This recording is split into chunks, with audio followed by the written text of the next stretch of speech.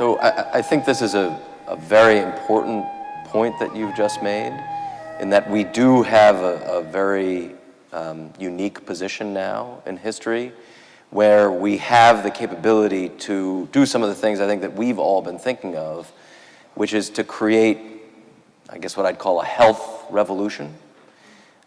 We certainly need one here in the United States. And you talked earlier about a culture of health. And I'm just wondering what you think might be ways that we in the United States can take advantage of some of the wisdom of traditional Indian culture to help create a health revolution here. I think one fundamental thing that we have to fix about this wisdom business is wherever I go, people say ancient wisdom. No, wisdom has to be contemporary. Ancient wisdom will not work. There are some aspects of wisdom which are timeless, any time they're relevant. But many things which were very relevant 1,000 years ago are not relevant today. There are certain fundamentals which are always relevant. So let's look at only that. For that, the first and foremost thing, because you're talking essentially about health,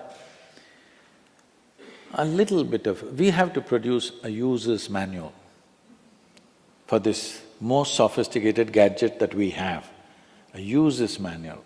What is the nature, how does it function? When I talk about this, see, if you as much turn your hands around, the way you breathe will change. Most human beings have not noticed it. If you simply turn it around, the way you're breathing will alter itself.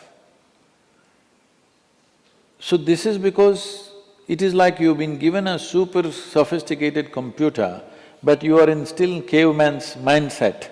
You want to beat it into action somehow. So this is the essential problem.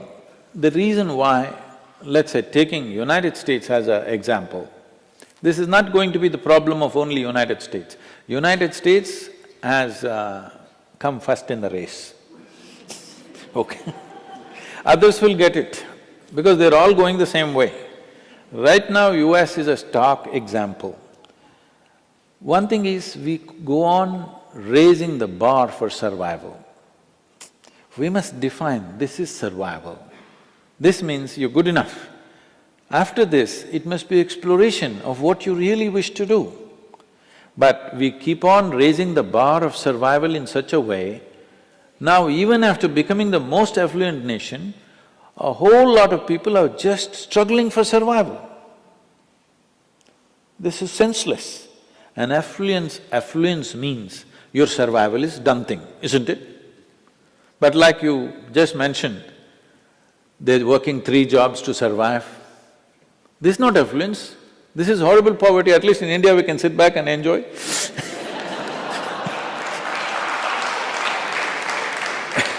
See, the way we have structured the society right now is, people have a 35-year house mortgage.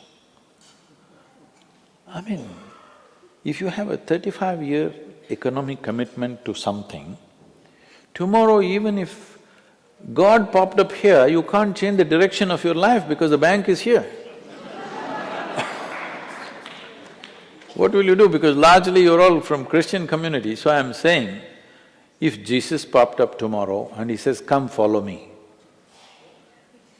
you're not going because, no, not busy, you got monthly payment, you got bills to pay, insurance to pay. You can't change. This is a silly way of organizing our lives.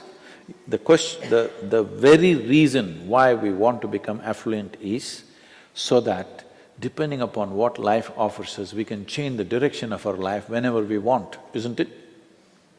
Isn't it very important? This is one thing that has to sink into the American people. Being the most affluent nation means you are not battling for survival.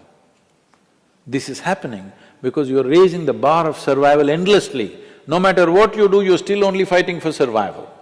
If this one thing we change, then we can do lot of things about health and well-being and beyond that.